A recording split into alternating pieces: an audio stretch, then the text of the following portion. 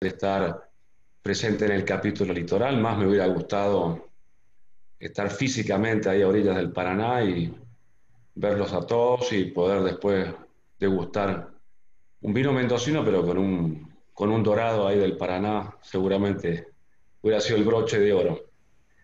Bueno, en realidad el orden va a ser al revés, como vos dijiste. Voy a hablar primero de ejercicio en diabetes tipo 2 y luego diabetes tipo 1. Vamos a hacerlo sin solución de continuidad para tratar de ahorrar un poquito de tiempo. Este, cosas que ocurren, que se bloquea la...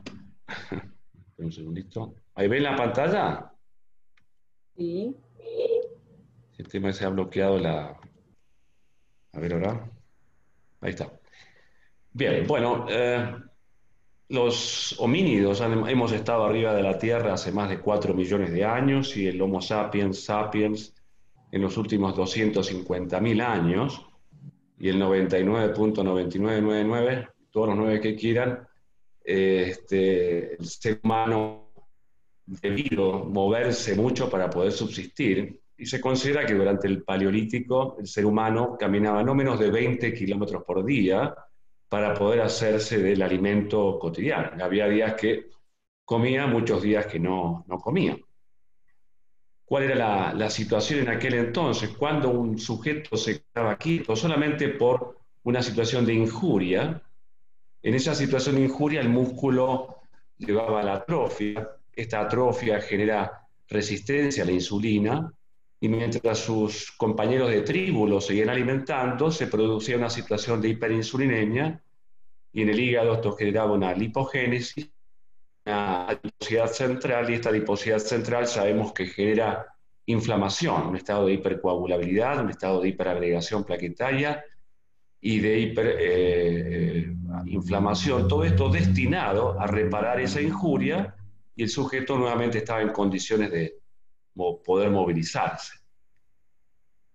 Lo que ocurre en el presente con el estar quieto y comer de más hace que nos quedemos quietos por el estilo de vida, por el estilo sedentario, con las mismas consecuencias, pero no despertamos nada para reparar ninguna injuria, sino que la misma condición de estar quietos con atrofia muscular, sobrecarga de alimentos, lleva a esta respuesta que es ancestral, que estaba inicialmente dirigida a corregir lesiones, pero ahora es la fuente de lesiones. Esta lipogénesis, esta adiposidad central, con estas tres cosas que ustedes leen ahí, más que a la reparación de una injuria, lleva al desarrollo de enfermedades crónicas, cardiovasculares, diabetes y también de cánceres. Sabemos todo de la situación actual, el tipo de trabajo. En estos momentos todos estamos frente a una pantalla. El trabajo cotidiano en estos días se ha hecho más intensamente frente a una pantalla, los chicos también. La movilidad en auto, la inseguridad, la disponibilidad de comida en forma continua, la menor presencia de horarios para actividad física en los chicos en el colegio, las ciudades demasiado populosas hacen que los espacios para el desarrollo de la actividad física, entonces todo atenta para que este estado sedentario y de hiperalimentación sea difícil, sea una batalla muy difícil de librar. La evidencia epidemiológica es enorme respecto al beneficio de este estudio, como tantos otros, en donde del 2001, fíjense, y de antes muchos también hay, que el solo hecho de caminar 30 minutos al día y de estar menos de 10 horas a la semana frente a una pantalla, frente a las personas que no hacen esto, genera un desarrollo de obesidad 30% menor y de diabetes 43% menor.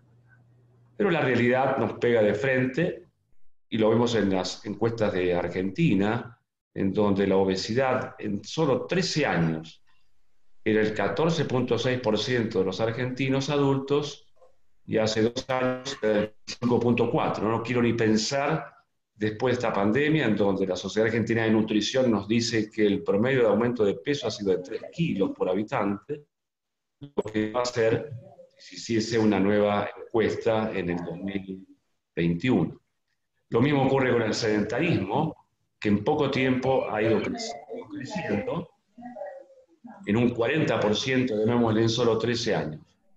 Esta es la realidad con la cual nos enfrentamos y el éxito de esta reunión está en pensar de que cada vez más gente entiende de que la actividad física es una verdadera herramienta terapéutica poderosa, no solamente para diabetes, sino para un montón de condiciones clínicas.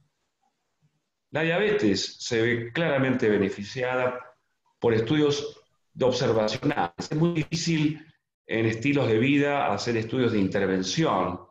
Los grupos nunca son homogéneos, las consideraciones éticas hacen de que los grupos controles no puedan ser muy puros y que los grupos de intervención tampoco adhieran como puede ser tomar o no tomar una pastilla o un placebo. Entonces, siempre la evidencia es muy difícil de lograr estudios controlados, aleatorizados y nunca pueden ser ciegos. Entonces, un tipo de estudio observacional muy importante en el año 2000 lo hizo el doctor Stephen Blair y su grupo, en donde a casi 2.000 diabéticos tipo 2 se los evaluó con una valoración del consumo de oxígeno, el fitness, y pusieron un punto de corte en el 50% y los que estaban por encima de ese corte versus los que estaban por debajo, esta fue la sobrevida al cabo de 15 años. Al punto tal de que por cada MET, ya veremos que es un MET es una forma de evaluar el fitness. Un MET es lo que consumimos de oxígeno mientras estamos quietos, como ahora, estamos consumiendo 3,5 mililitros por kilo y por minuto. Por cada MET que nosotros podemos incrementar en una actividad física máxima, que es lo que se mide cuando se valora el consumo de oxígeno máximo, por cada MET en este estudio se asoció a un 25% menos de riesgo de mortalidad, no solo por causas cardiovasculares, sino por todas las causas, en un análisis multivariado, teniendo en cuenta el peso, el tabaquismo y otros factores de riesgo. Entonces, el fitness cardiorrespiratorio, como les dije, un MET, son 3,5 mililitros por kilo y por minuto. Ya se ha sido usado para la evaluación de deportistas, en que en un esfuerzo máximo, cuánto oxígeno entra y cuánto oxígeno sale, y la máquina permite evaluar exactamente cuánto es el consumo de oxígeno máximo. Esto se llama test de ejercicio cardiopulmonar, es una de las formas de fitness. Uno es el fitness cardiovascular, cardiorrespiratorio. Hay otros tipos de fitness como la fuerza muscular, el equilibrio, son también elementos que hacen a la salud física, ¿no? Esto también podemos hacerlo en nuestros pacientes diabéticos, estos son nuestros atletas que hemos valorado, pero ustedes entenderán, y nosotros también, de que esto es no fácil ni factible de utilizar en la práctica clínica para poder establecer el fitness. Aparte, ¿para qué servirá valorar el fitness? Lo vamos a ver enseguida. En ese sentido, buscamos formas, digamos, indirectas de poder medir el consumo de oxígeno y un test que usamos durante un tiempo es un test de campo, que es el STEP test que utiliza y lo promueve el American College of Sport Medicine.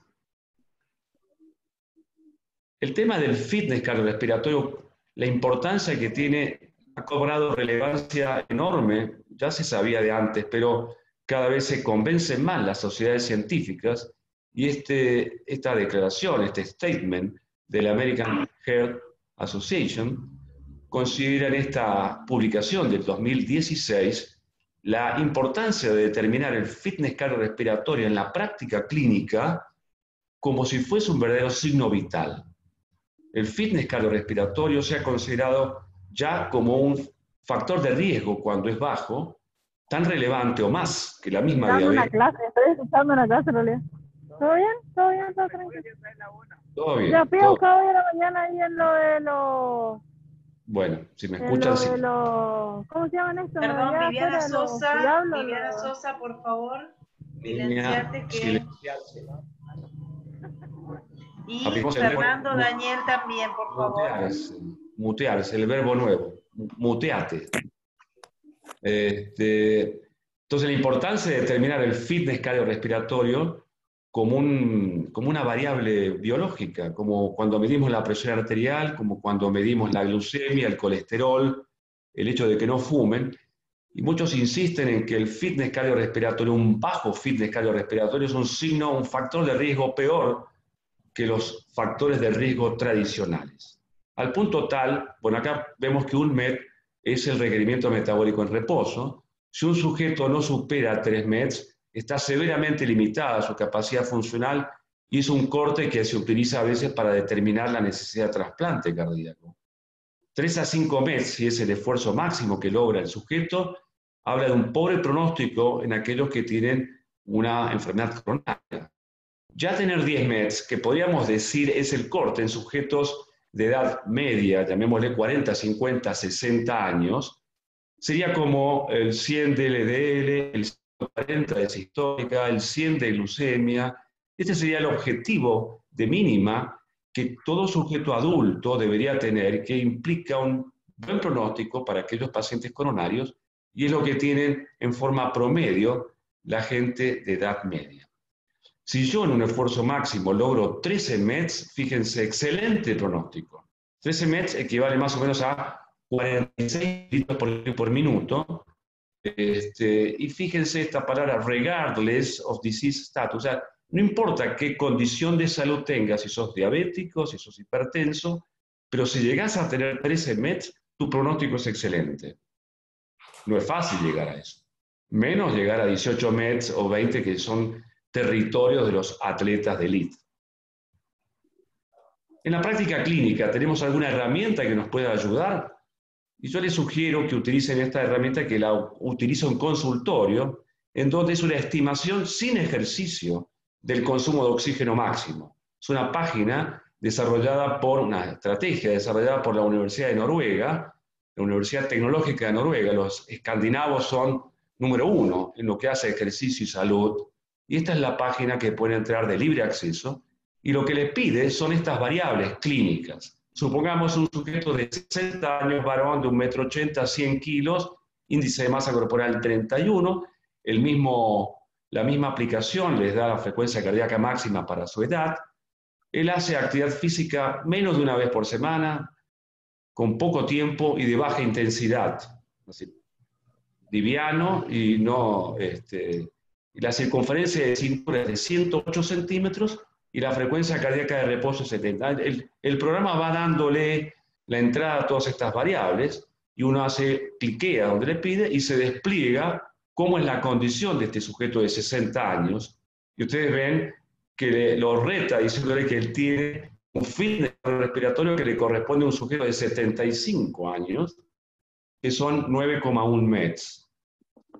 Esto lo utilizo y le digo, bueno, vamos a cambiar. Supongamos mi paciente adhiere a la prescripción de actividad física y lo tenemos de vuelta a los 4 meses. ¿Y qué cambió? La edad, ¿no? El sexo tampoco, la altura tampoco, cambió el peso. Entonces, ese paciente dice, no me sirvió de nada.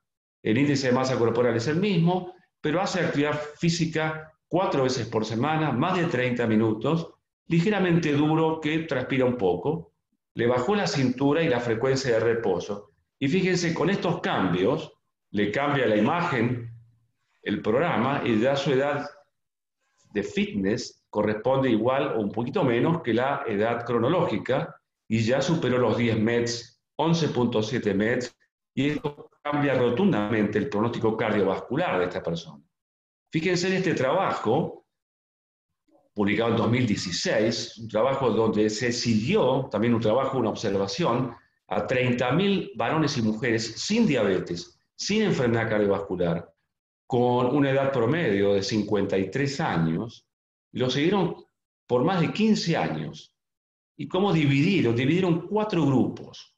Aquellos que tenían más o menos de 10 METs como fitness al inicio, y aquellos que tenían más o menos de 30 de índice de masa corporal. Y oh sorpresa, los que tienen mayor sobrevida son los que tienen más de 10 METs, independientemente del índice de masa corporal. Y lo que se llama la paradoja de la obesidad, los sujetos más delgados, con menos de 30, menos de 30 de BMI, pero que tenían menos de 10 METs, son los que menos sobrevida tuvieron.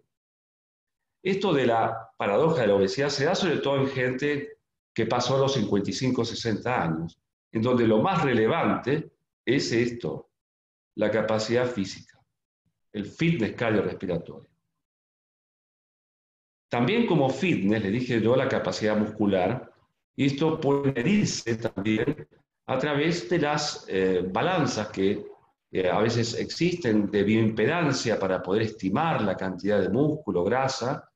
No son precisas, pero alguna ayuda tienen, y en base a eso podemos calcular los kilos de masa muscular que uno tiene. Y si uno divide el peso muscular sobre la talla al cuadrado, como si fuese el índice de masa corporal, pero acá llamamos índice de masa muscular, vamos a encontrar también a través de este trabajo en gente adulta que un bajo índice de masa muscular en este número, intermedio en este otro, y tener más de 10.5 kilos por metro cuadrado de músculo es lo mejor.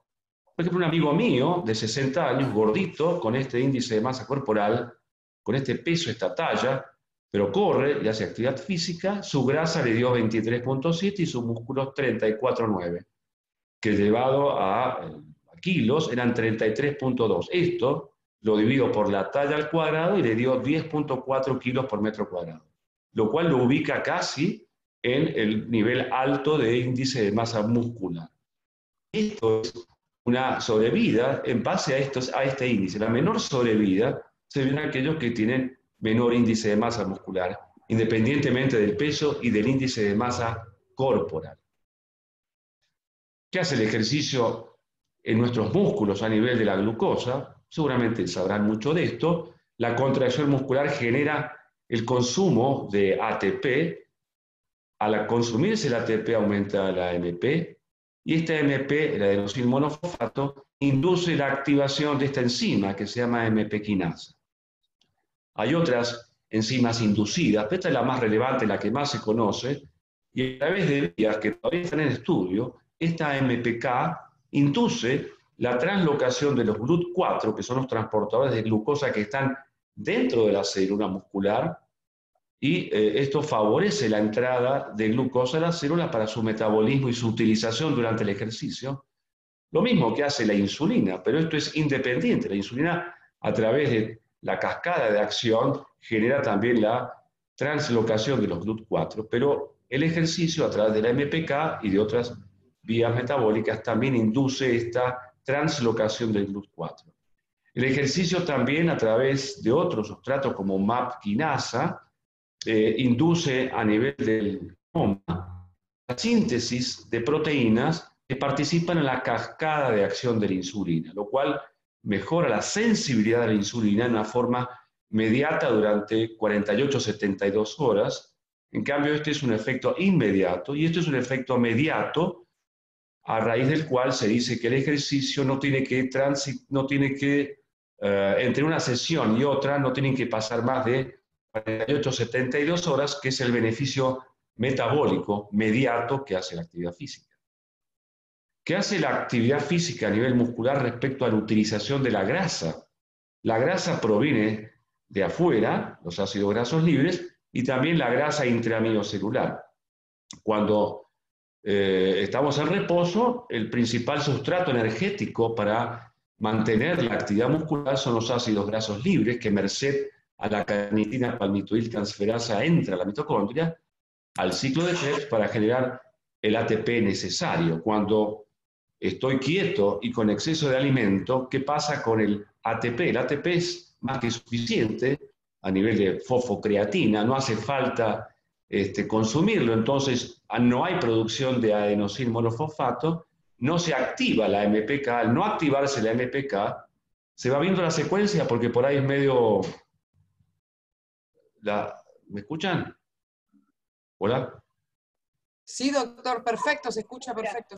La secuencia va bien porque a veces... Sí, perfecto. Bueno, sigo entonces. Entonces, al no activarse la MPK, se libera la acción de una enzima que se llama acetilcocarboxilasa, que junto con el citrato, que es uno de los productos intermedios del ciclo de Krebs, forma malonilcoenzima en el hígado a sintetizar grasa, pero en el músculo esta malonilcoenzima va a inhibir a la carnitina palmitoiltransferasa y evita que los ácidos grasos libres entren como un mecanismo de defensa de la mitocondria para decirle: no necesito más carbón, no me eches más leña que la caldera va a explotar. Entonces, al no poder entrar en la mitocondria, la grasa se acumula en el intramio celular y sabemos las consecuencias de insulinoresistencia que genera esta grasa. Si Homero Simpson se larga a correr y se olvida del alimento, ¿qué va a pasar? Va a aumentar la MP, va a activarse MPK, se deja de activar malonilcoenzima A, se activa carnitina palmitoiltransferasa, se permite la entrada de los ácidos grasos libres a la mitocondria y se consumen los ácidos grasos libres intramiocelulares también. Y se reduce la resistencia a la insulina. Y Marge Simpson contenta. No solamente el ejercicio genera a nivel muscular consumo de lípidos y consumo de glucosa. El músculo es un verdadero órgano endocrino y libera sustancias llamadas mioquinas. Aquellas que se liberan durante el ejercicio se llaman exerquinas precisamente.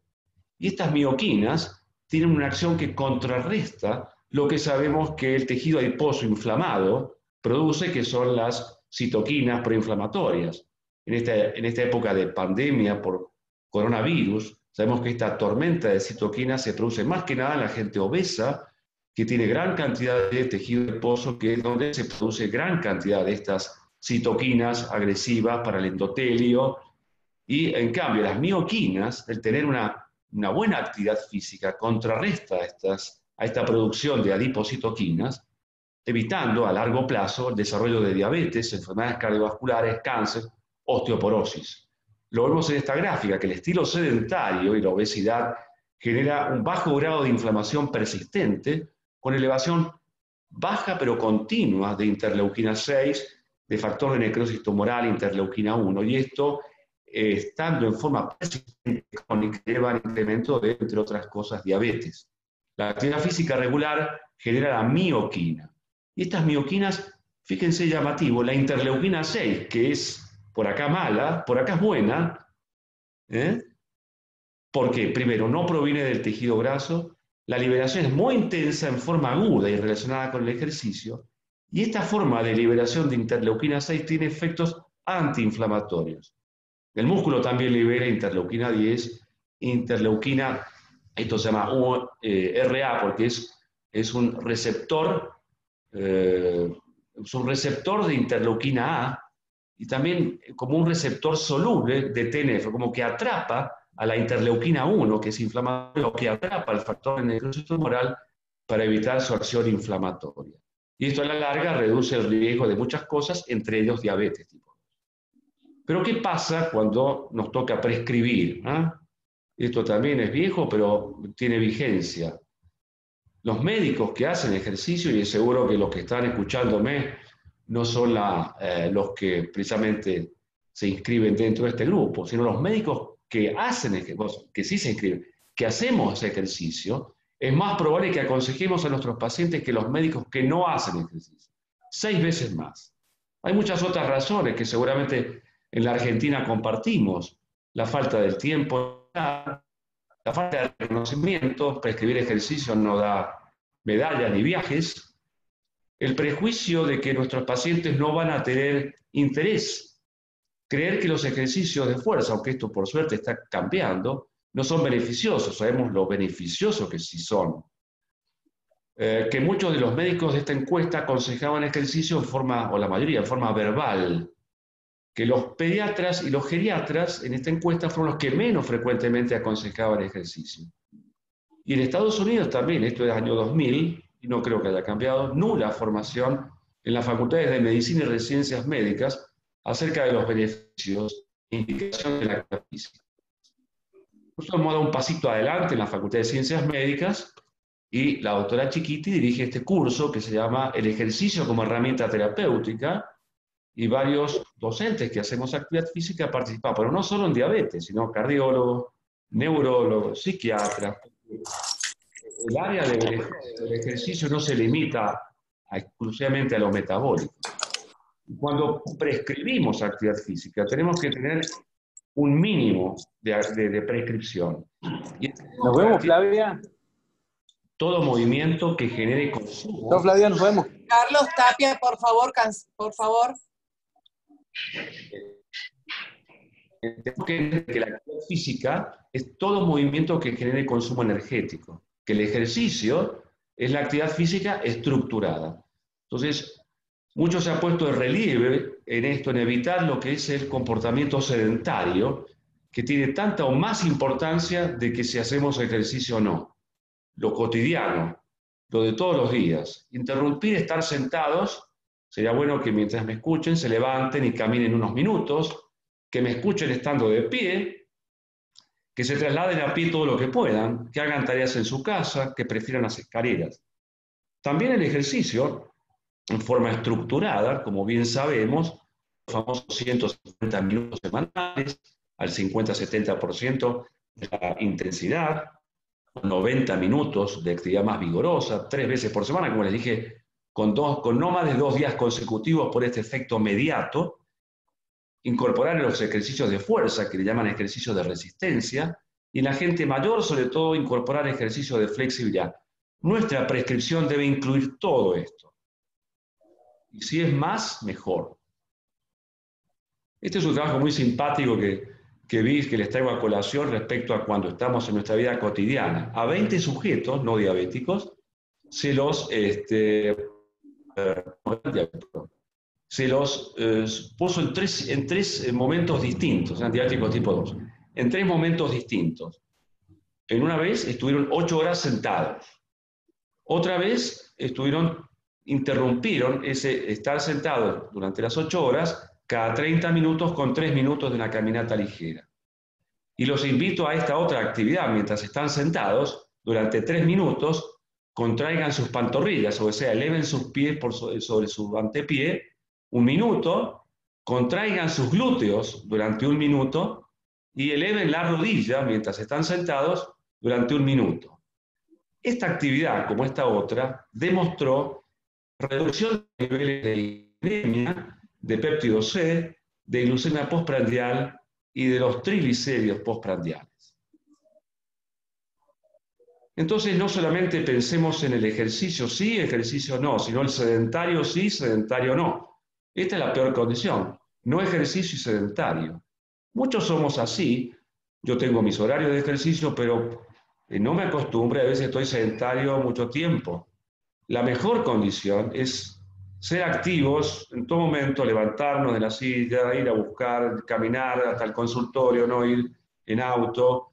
Y que hace actividades en la vida no sedentaria, pero no hace ejercicio. ¿Y qué impacto puede tener? Fíjense, esto ha sido estudiado por los suecos en una cohorte de muchos sujetos de 60 años, de la población general sueca de Estocolmo, y fíjense, la sobrevida era máxima en aquellos que combinaban el ejercicio con la actividad física no ejercicio, y era más pobre en los que no hacían ninguna de las dos cosas. Y a la larga era lo mismo hacer ejercicio sin actividad física, sin conducta sedentaria, que no conducta sedentaria sin ejercicio. Ahora, si las dos cosas las hacemos, fíjense el beneficio. La prescripción escrita, lo que vimos recién, incorporado, siempre es mejor por escrito que solamente el consejo verbal. Pero si hay muy poco tiempo, aunque sea lo verbal, reiterado, sirve. Poner la imaginación. Yo en estos momentos de encerramiento que tenemos, las bandas elásticas las recomiendo mucho a los pacientes. A mí me gusta trotar y bueno, si ustedes después tienen hasta, no vamos a leer todo, pero saben los beneficios desde lo cognitivo, los cánceres, la fertilidad, la autoestima, la mejoría en disminuir el envejecimiento, las caídas, el Parkinson. Bueno, digamos que un manual de medicina podría ser beneficiado por la actividad física. También hay modalidades como el famoso HIIT, High Intensive Interval Training, que es más de lo mismo, nada más que en periodos más breves, pero fíjense eso, en la actividad intensa, lo que se ha descrito clásico, por ejemplo, durante 20 minutos, hacer 1 minuto al máximo, 1 minuto reposo, 1 minuto al máximo, 1 minuto reposo, durante 20 minutos equivaldría a un trote suave en 1 hora. Pero digamos, las vías metabólicas son exactamente las mismas. En este caso, el aumento de MP activa MPK y otro de los sustratos de MPK es activar a esto que se llama PGC1-alfa, que es un estímulo potente para la síntesis de mitocondrias, que es en última instancia lo que lleva a la larga todos los beneficios. La diabetes es una disfunción mitocondrial, como lo es la aterosclerosis, y esta disfunción mitocondrial se corrige en gran medida por el ejercicio. La prevención de diabetes a través de los clásicos estudios, el Diabetes Prevention Program, a través del estilo de vida redujo el 58% el pasaje de prediabetes a diabetes. Igual porcentaje se vio en el trabajo finlandés, el DPS, y el más inicial, que fue el DAKIN, es un estudio que se hizo en una población de menos cantidad, eran aproximadamente 600 chinos de la localidad de DAKIN, con intolerancia a la glucosa, redujo en un 30-35% el pasaje a diabetes, pero 30 años después de haber terminado ese estudio, los que participaron en las ramas de estilos de vida, dieta y ejercicio, mostraron al cabo de 30 años reducción de mortalidad cardiovascular, mortalidad por todas las causas y también de diabetes. Y en el Diabetes Prevention Program, quiero recalcar esto, que el estilo de vida fue efectivo a lo largo de todos los cuartilos de intolerancia a la glucosa. En cambio, la metformina fue efectiva casi solamente en el cuartilo superior. ¿Qué quiero decir con esto? Si esta línea roja, por debajo de la cual se establece quién se benefició en intolerantes a la glucosa, digo cuartilo, intolerancia sería a las 2 horas de 75 gramos, que la glucemia se eleve entre 140 y 200. Si este espacio de 60 miligramos lo dividimos en cuartilos, veremos que la metformina benefició sobre todo a aquellos que estaban entre 185 y 200 de glucemia a las 2 horas, pero no hubo beneficio en aquellos que estaban entre 140 y 155. En cambio, el ejercicio mostró beneficio en todos los cuartilos.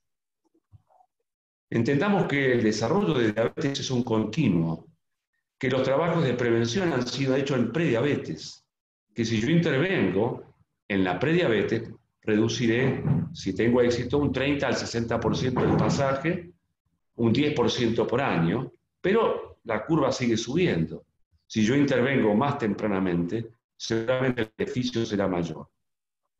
Entonces, como conclusión de esta primera parte de diabetes tipo 2, entendamos que el sedentarismo es un estado inflamatorio crónico, que más del 60% de los argentinos son sedentarios, que cada un mes de fitness cardiorrespiratorio la mortalidad se reduce en un 25%, que el fitness es mejor que el fatness, que registremos el fitness como un signo vital, al igual que la presión arterial, el peso, que el ejercicio aumenta el ingreso de glucosa al músculo en forma independiente de la insulina a través de la MPK y otras más, que aumenta la síntesis de mediadores de la acción de la insulina y del GLUT4, y que aumenta el número y función mitocondrial a través de la PGC1-alfa y reduce la grasa ectópica.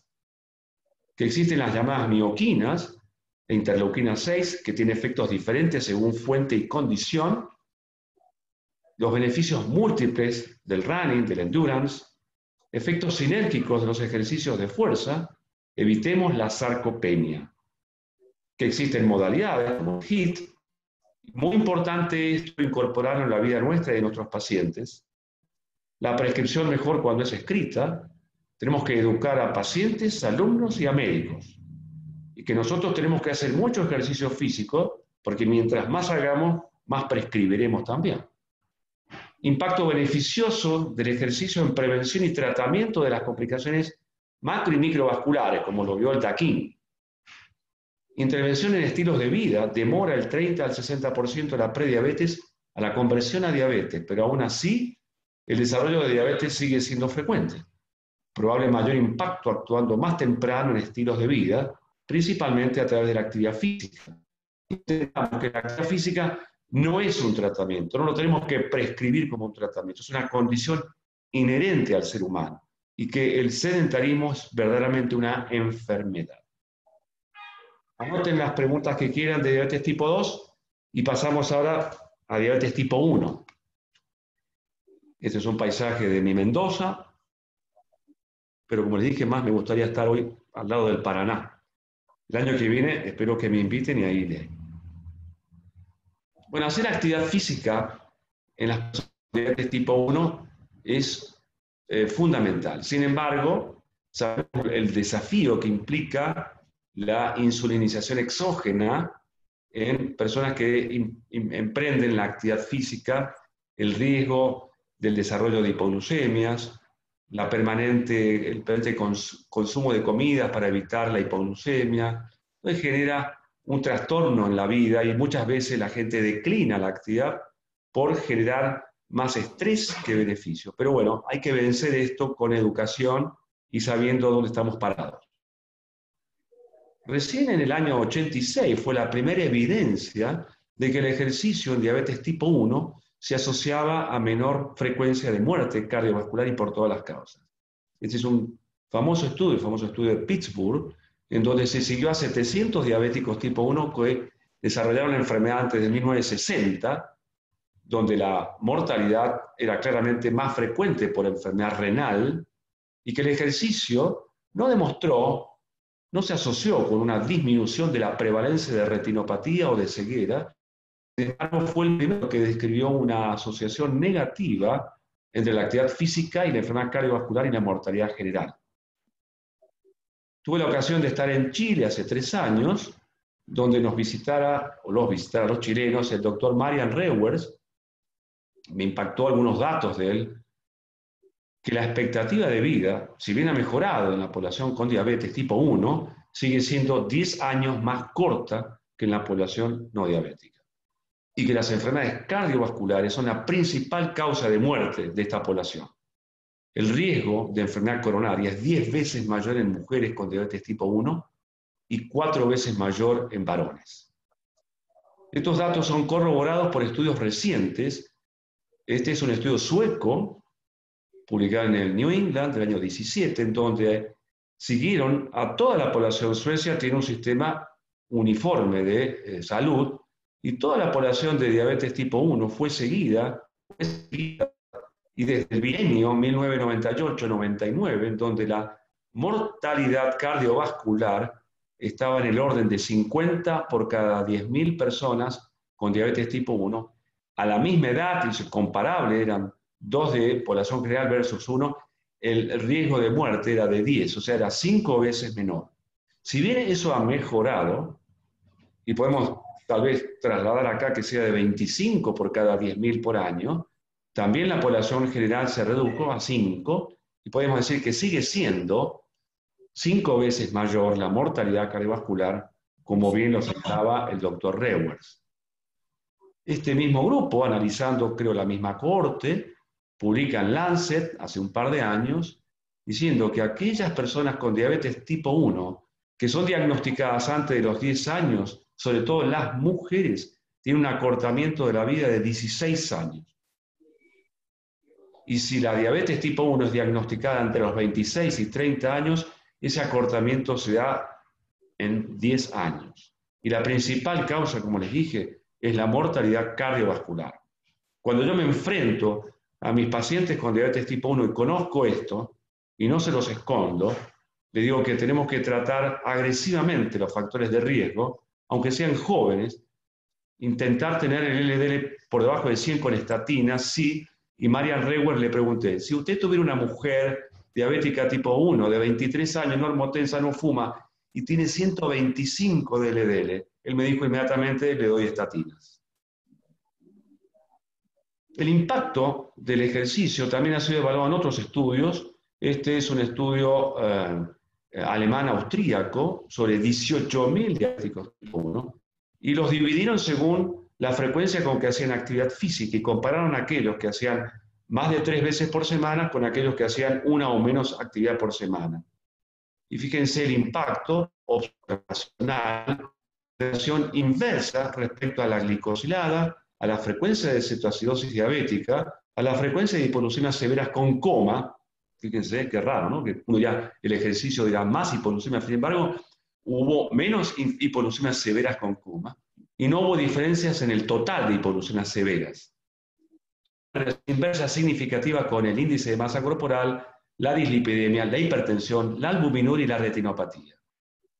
Uno dirá, bueno, no es una causal. Acá hay muchos factores de confusión. Por ahí el que hace ejercicio se cuida más y tiene mejor. Es probable. Pero tal vez el ejercicio induzca que uno se cuida mejor también. Este estudio también es finlandés. Fíjense los nórdicos de Europa cómo estudian todo esto. En un seguimiento de 2.000 diabéticos tipo 1, también encontraron lo que yo les vengo diciendo. A mayor actividad, a mayor intensidad y a mayor frecuencia, o sea, a mayor volumen de ejercicio, la mortalidad cardiovascular o las enfermedades cardiovasculares, el evento cardiovascular, era claramente menor. En Mendoza hemos analizado una cohorte de 415 diabéticos tipo 1 y vimos con qué frecuencia cumplían los factores de riesgo. Tenemos buen impacto en hipertensión. El 95% de nuestros pacientes tienen sistólica menos de 140 por lo menos. 82% no fuman, o sea, fuman el 18%. Todavía sigue siendo alto, pero mejor que recuerdo hace unos 20 años hicimos una evaluación y estaba en el orden del 31%, el tabaquismo estamos en el 18%. El LDL, menos de 100, está el 50%, tenemos un déficit acá, tenemos que mejorar esto.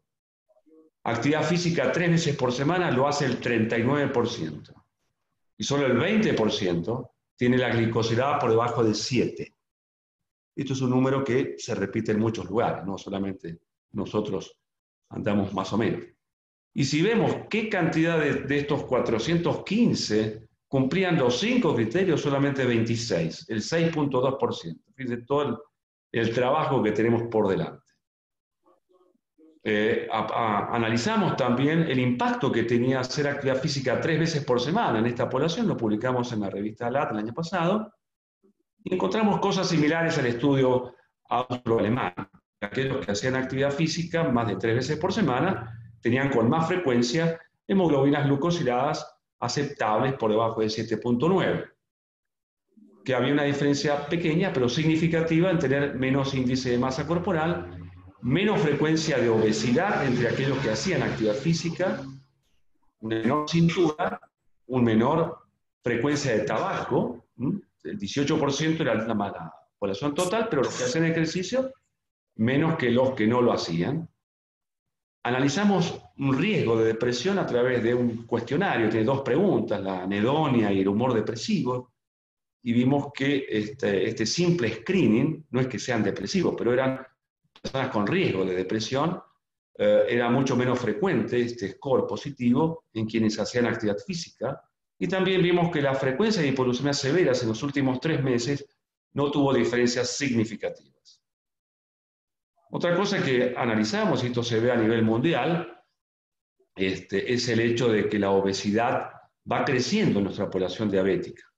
Tratamiento intensivo, el consumo de comidas defensivo para evitar la hipoglucemia y el estilo de vida sedentario, claramente, hacen de que las personas con diabetes tipo 1 desarrollen estigmas de diabetes tipo 2 al cual se le ha llamado doble diabetes. Esto también lo analizamos en esta misma cohorte y lo publicamos el año pasado en la revista de la Sociedad Argentina de Diabetes, y vimos claramente que con la edad los diabéticos tipo 1 van aumentando de peso. Fíjense que el 45%, la edad promedio de nuestras poblaciones es de 34 años, y el 45% tenían obesidad 10, sobrepeso 35, pero cuando sobrepasan los 50 años de edad, casi el 70% tienen sobrepeso obesidad. Y esto es otro factor de riesgo más allá del sedentarismo. Y analizamos la sensibilidad a la insulina a través de una fórmula llamada de Williams, que correlaciona bastante bien con el CLAMP, y esto mientras más alto el valor, más sensibilidad a la insulina. Y fíjense, los obesos, diabéticos tipo 1, además de ser diabéticos tipo 1, tienen resistencia a la insulina. En este sentido, un estudio de intervención pequeño que hicimos, pero sin grupo control, ni ciego, o sea, no tiene todo lo que tiene que tener un estudio para generar evidencia A. Hicimos a 20 sujetos diabéticos tipo 1 con sobrepeso y obesidad un plan de 6 meses de actividad, que era caminar más de 10.000 pasos, le entregamos un cuentapasos, los instruimos en el consumo del plato saludable, el consumo de frutas 3 veces por día y un plan de actividad física en la casa. Lo que pudimos supervisar más de cerca fue esto, pudimos cuantificarlo, una diferencia interesante, pero lo importante es este resultado. En estos 20 sujetos, en forma significativa, hubo un aumento del consumo de oxígeno, del orden de 1 MET, un descenso de esta proteína inflamatoria, MCP1, que es la proteína quimioatractante de monocitos, también es una quemoquina, que también sale del tejido adiposo, y de otros lugares también, de macrófagos de otros territorios, y medimos la lipoperoxidación a través de una medición que se llama T-bars. Entonces hubo una reducción significativa del estado de lipoperoxidación. O sea, menos oxidación, menos inflamación, mejoría del fitness cardiorrespiratorio, y analizamos en estos 20 sujetos quiénes bajaron de peso y quiénes no, si la respuesta fue dependiente del peso o de mejoría en la actividad. Fíjense, estos bajaron de peso y estos subieron de peso. Podemos decir respondedores al peso y los no respondedores. Sin embargo, los números fueron muy similares en cuanto al beneficio de las proteínas inflamatorias y de la lipoperoxidación.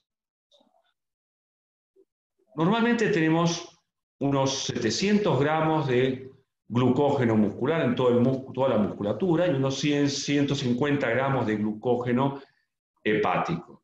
Cuando los largamos a hacer actividad física, se produce una liberación de catecolamina que induce por efecto alfa una inhibición de la secreción de insulina y un estímulo de la secreción de glucagón, y por efecto beta un estímulo de la lipólisis. O sea, al haber menos insulina, y al haber menos insulina también, al haber menos insulina se activa la lipólisis porque se deja de inhibir la lipasa hormonosensible, entonces se degradan los triglicéridos y se liberan los ácidos grasos libres no esterificados, que son nutrientes esenciales para el músculo en actividad y en reposo, y el ejercicio, como vimos, genera la captación de glucosa, y por otra parte, al haber menos insulina, y como les dije, el estímulo de glucagón por la catecolamina, hace que el hígado produzca gran cantidad de producción hepática de glucosa muy importante que alcanza a nutrir perfectamente los requerimientos del músculo, y eso hace que nuestra glucemia se conserve en equilibrio para mantener nutriente al cerebro.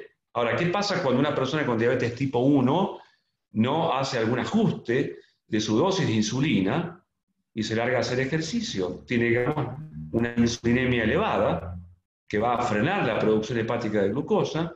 Las personas con diabetes tipo 1 tienen una mala respuesta, no es que no tengan glucagón, tienen mala respuesta de glucagón. Además, la insulina inhibe la secreción de glucagón, hay poco glucagón, hay mucha insulina que junto con el ejercicio va a hacer que haya una mayor captación por el músculo en actividad, poca producción hepática de glucosa, mucha captación de glucosa por el músculo, baja oferta de glucosa al cerebro y riesgo de hipoglucemia.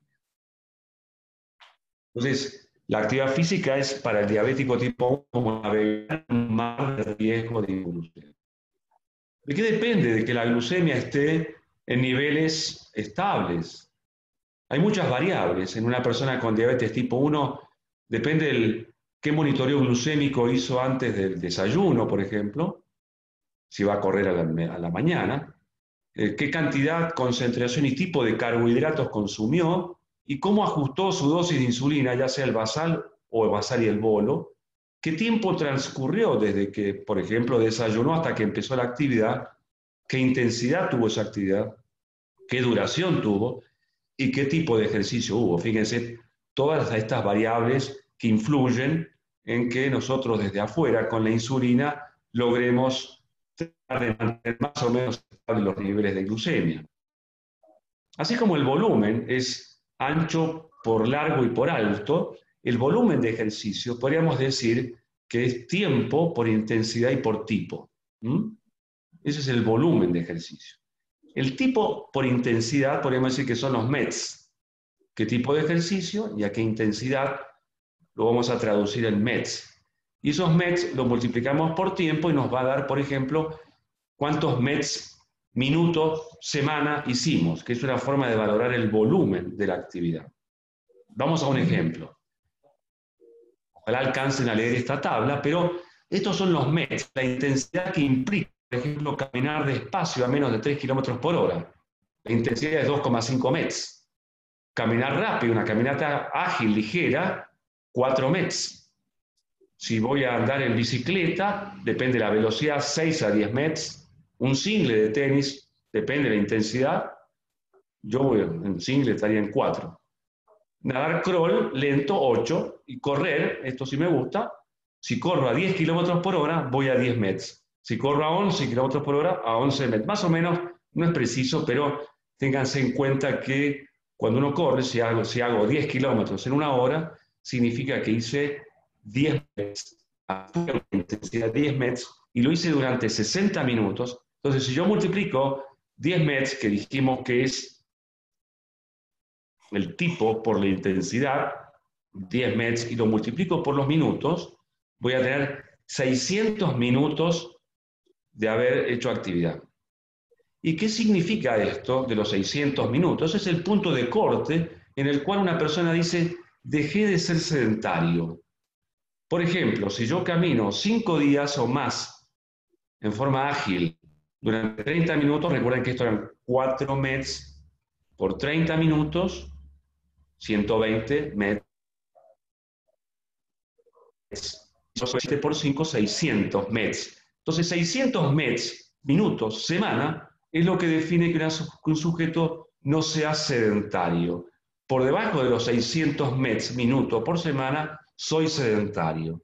Y vigoroso es aquel que hace más de 1500 MET, minutos por semana. O sea, si yo troto 3 veces por semana ese kilómetro a 10 kilómetros por hora, voy a haber hecho 1800 METs, 600 por 3. Estaría en categoría vigorosa. Hay otras, pero más o menos este es el IPAC, que se utiliza internacionalmente, es Cuestionario de Actividad Física Internacional. Distintos tipos de ejercicios generan distintas reacciones en la glucemia. Los ejercicios aeróbicos en las personas con diabetes tipo 1 tienden a bajar. Los ejercicios intensos, cortos, las pesas, el CrossFit, tiende a aumentar la glucemia. Tal vez la conducta que tengamos para el manejo de la insulina y los hidratos de carbono sea distinto acá. Acá puede uno hacer ejercicio sin bajar la insulina previa, ni el basal ni el bolo, e incluso no comer antes. Y lo mismo la glucemia puede llegar a subir. En cambio acá va a haber que reducir la insulina y aumentar el consumo de hidratos antes y durante para evitar la hipoglucemia. La respuesta que puede haber en ejercicios mixtos, que son los deportes stop and start, como es el fútbol, el rugby, el básquet, el vóley, son variables y en esto hay que individualizar, no hay una receta común. También esto es nuevo, esto de hace 3 meses, 2 meses, el Congreso Americano de Diabetes, si el momento que se hace ejercicio también tiene un rol.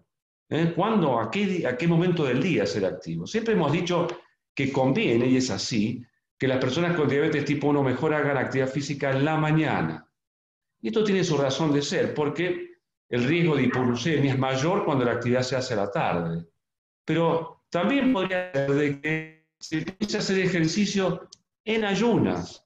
Fíjense, en ayunas, una cosa media descabellada, que yo me levante a la mañana, no desayuno, no me pongo la insulina y voy a hacer actividad física.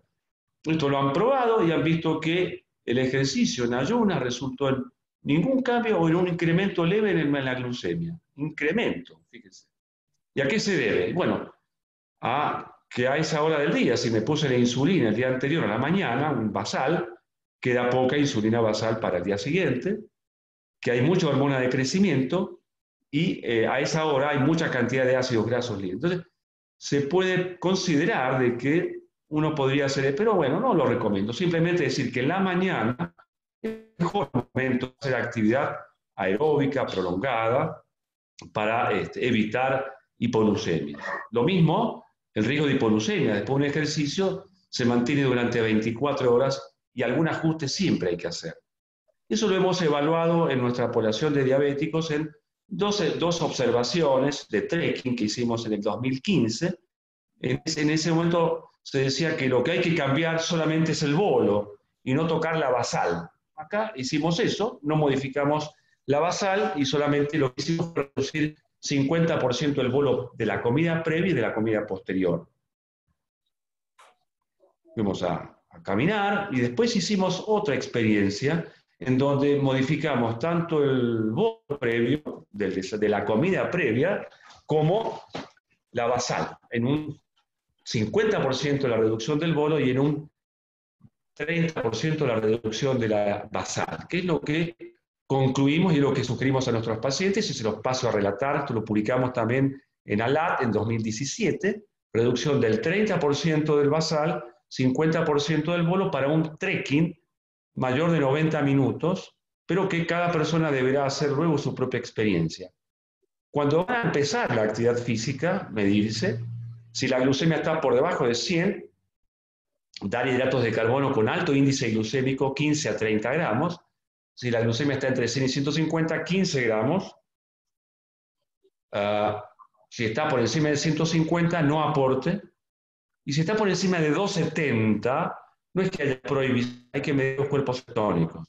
Si los cuerpos cetónicos en sangre, porque en orina, bueno, no hay tiras, las que se usan ahora son las del equipo Abbott que mide cetonemia, que yo creo que todo paciente diabético debería tener, y que todo médico que atiende diabético debería tener tiras de cetona en su consultorio. Cuerpos cetónicos menos de 1 milimol arranca la actividad, más de 1 milimol no arranca. Ninguno de los pacientes tuvo este problema, aunque algunos tuvieron más de 270. Durante la actividad, más o menos entre 30 y 60, esto era cada 30, entre 30 y 60 gramos de hidratos de carbono de absorción rápida si la actividad es de 2 o 3 horas. Cuando termina la actividad, el músculo está como hambriento de glucosa, está tratando de producir glucógeno, reponer glucógeno, entonces hay que dar 0.8 a 1 gramo por kilo de hidrato de carbono, acá con bajo índice glucémico, para restaurar las reservas de glucógeno, y también proteínas para evitar la proteólisis o la gluconeogénesis a partir de proteínas. También reducir un 50% el bolo de la comida siguiente, por ejemplo, la del almuerzo, y a la noche hacer una colación. Eso es nuestro planteo. Para los ejercicios stop-start, como son básquet, lo que dije, no tengo una receta y eso hay que individualizar cada sujeto. El automonitoreo es fundamental y las estrategias actuales con el monitoreo continuo, ya sea por el sistema de tiempo real o del flash, del libre o el Dexcom que tiene una mirada permanente con alarmas, tal vez más preciso, nos ayudan bastante, pero están limitados en ciertos deportes de contacto. Pensé jugar al rugby con esto es perder 2.000 o 3.000 pesos lo que cuesta cada uno, sobre todo en el libre. Entonces esto no tiene mucho éxito en deportes de contacto y muchos pacientes también se quejan de que se les cae porque transpiran. Realmente es bueno, yo no tengo diabetes por ahora, pero me lo puse para probar y muchos de nosotros nos lo dieron para probarlo y realmente funciona muy bien. Nosotros hicimos una experiencia también y sin duda que hay diferencias, ¿no es cierto? Acá en rojo está en sangre, todo es libre, que fíjense, groseras diferencias, pero usando la tendencia, uno claramente sirve para ir adecuando el consumo de hidratos de carbono y prevenir las hipoglucemias durante y después del ejercicio. Por supuesto que hay sistemas cada día más sofisticados, estas bombas duales, que aparte de proveer insulina y que cortan con el sensor continuo, también tienen glucagón que pueden ir. Pero bueno, imagínense hacer actividad física con todo esto colgado todavía.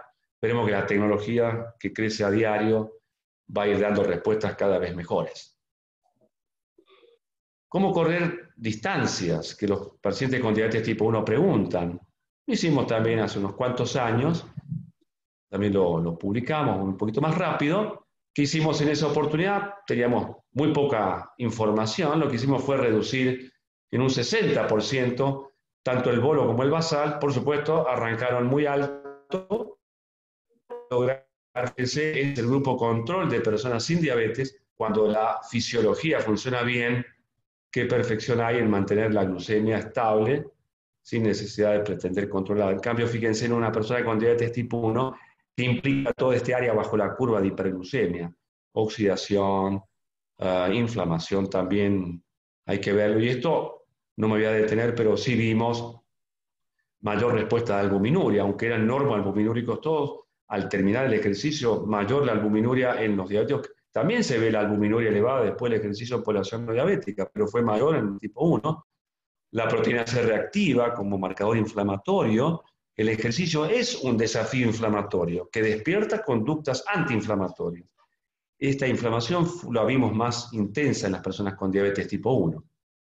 Correr un maratón era impensable en esos tiempos, sin embargo, cada día hay más personas.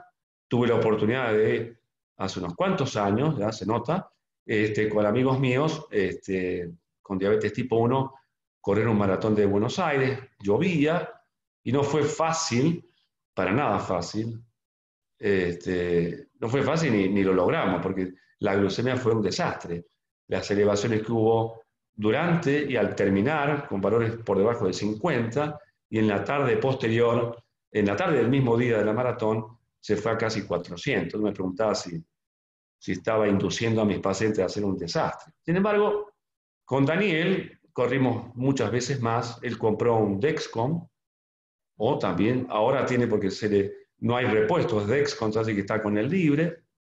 Y acá lo vemos con el Dexcom, que fuimos haciendo los ajustes a la medida de la maratón. Y fíjese qué bien fue uno dice que la actividad física en un diabético tipo 1 tiene que estar entre 120 y 200. Bueno, acá este es el rango de 70 a 180 clásico, pero fíjese qué bien que anduvo durante la maratón, que fue este periodo, y en el resto del día no hubo escapes de peligro. Les recomiendo no voy a entrar en este detalle, pero les recomiendo esta publicación a aquellos que les guste el ejercicio en diabetes tipo 1 de Riedel, uno de los top 10 o top 5, diría yo, de la diabetes y ejercicio tipo 1, en la revista Diabetología, que está de acceso abierto. Ahora la referencia es a través del DOI. Después se los puedo pasar, no sé, vamos a seguir avanzando, pero me gustó esta diapo para mostrar de qué implica el consumo de los distintos nutrientes durante el ejercicio. La fosfocreatina, que es lo que alberga la energía en el músculo, no nos dura más de 30 segundos. Si dependemos de glucólisis anaerobia, es de poco rendimiento y alcanza a unos pocos minutos. Lo que sirve para hacer ejercicios prolongados precisamente es el glucógeno muscular, la glucosa sanguínea proveniente del hígado, porque la glucosa en sangre son 6 gramos, en cambio hay 170 en el hígado y 700 en el músculo, y los ácidos grasos libres circulantes y los triglicéridos que están dentro del músculo. Estos son los sustratos energéticos. A medida que pasa el tiempo, mientras más entrenado estoy, más voy a echar mano a los ácidos grasos y menos al glucógeno muscular. Porque el glucógeno muscular, cuando se agotó, ahí vino el agotamiento, digamos, el paredón de los maratonistas cuando el glucógeno muscular se agota. Esto es de esta misma publicación, es un grupo de distintos grupos de deportistas. Dice que más o menos el consumo por hora está alrededor de los 60 gramos, como les dije. Ese es el aporte que hay que hacer en ejercicios de largo aliento a diabéticos tipo 1. Más detalles, y para ir terminando, esto también de Riedel, de unos años atrás, un resumen. Si voy a hacer actividad física aeróbica, sí, y la voy a combinar con ejercicios de fuerza, o sea, anaeróbicos, conviene empezar por los anaeróbicos que me van a evitar la hipoglucemia que me generan los ejercicios aeróbicos. Si voy a hacer ejercicio aeróbico puro, y me anticipé, sé que lo voy a hacer y pude reducir la insulina antes, bien. Ahora, si no pude, jugarme un fulbito inesperado, hay que consumir antes de empezar medio gramo por kilo por hora. O sea, antes y durante. Si sí pude reducir o pude anticiparme, y el tiempo que transcurrió entre mi última comida y el ejercicio es de menos de 3 horas, ahí tengo que reducir el bolo, como hicimos con el trekking allá en la montaña. Y fue muy similar lo que dijo Riddle a lo que habíamos hecho nosotros. Si la actividad es de más de 60 minutos, liviana, hay que bajar el bolo en un 50% y si es pesada en un 75%. Y si la actividad es de menos de 60 minutos, reducir el bolo en un 25% si es liviana y 50% reducción del bolo si es pesada. Si el tiempo que transcurre entre el desayuno y la actividad física es de más de 3 horas, el bolo no tiene sentido cambiarlo, pero sí considerar reducción de basal. La basal depende de qué. Si usa bomba o no usa bomba. Si usa bomba, lo que se sugiere es reducir la basal, el aporte basal en un 50 al 90% desde 60 minutos antes de empezar la actividad. U otros sugieren cortar al empezar la actividad. Son dos posturas que disputan su espacio. Yo tengo más experiencia con lo que se llama el MDI, múltiple dosis de insulina. Tengo poca experiencia con bombas en deportistas. Y la reducción que ellos sugieren es del 20%. Nosotros dijimos 30%. Y acá todas las consideraciones que hay que hacer antes, durante la actividad y posterior. Si el sujeto no va a hacer actividad aeróbica, y vamos hasta extremo, hizo una actividad física intensa, pesas, crossfit, puede que la glucemia aumente y que haya necesidad de corrección con insulina después de la actividad. Pero ojo, que la hipoglucemia durante 24 horas persiste. Voy terminando para decir las cosas lindas que aporta la actividad física con pacientes. Esto es una de las tantas caminatas que hacemos, fue dirigida al Cristo Redentor, donde nos encontramos con un grupo de personas con diabetes de Chile, de la Fundación Diabetes Juvenil, hicimos un intercambio de banderas, y que no solamente la actividad física debe ser intensa y no toda la gente joven para ser inteligente, vemos acá gente mayor, diabetes tipo 1, y el Tai Chi es una muy buena opción, como otras tantas opciones. Pero claro, el Tai Chi requiere cierta sincronización que nuestros pacientes por ahora no tienen, ¿eh? Así que vamos a tener que seguir practicando. Entonces, como conclusión, la morbilidad y mortalidad cardiovascular son más altas en las personas con diabetes tipo 1 y esto se reduce por la actividad física. La obesidad ha aumentado en personas con diabetes tipo 1 y esto puede reducirse con mayor actividad física. Las complicaciones microvasculares y de otro tipo, como los estados depresivos, podrían reducirse mediante la actividad física. Todas las personas con diabetes tipo 1 deben usar un sistema de monitoreo glucémico continuo, especialmente durante la actividad física. Y con una estrategia adecuada, las personas con diabetes tipo 1 pueden realizar todo tipo de actividad física. Y como médicos, es nuestra obligación garantizar que todos nuestros pacientes realicen tanto como puedan actividad física. Y les aseguro, ustedes seguramente tendrán experiencia, que es una gran experiencia con tus pacientes hacer actividad física. Bueno, les agradezco y espero no haberlos saturado. Gracias.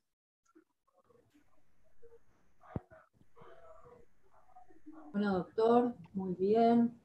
Hay varias preguntas acá para formular. Hay varias que también, en la medida que estaba hablando, respondió. Pero bueno, vamos a empezar porque hay varias. Toda aquella persona que quiera hacer preguntas puede desactivar el micrófono, activarlo, perdón, y hacerla. Una de las primeras que hizo preguntas fue Carolina López Martín. Dice, Doc, ¿qué opina del método Saavedra? ¿Método? Del método Saavedra.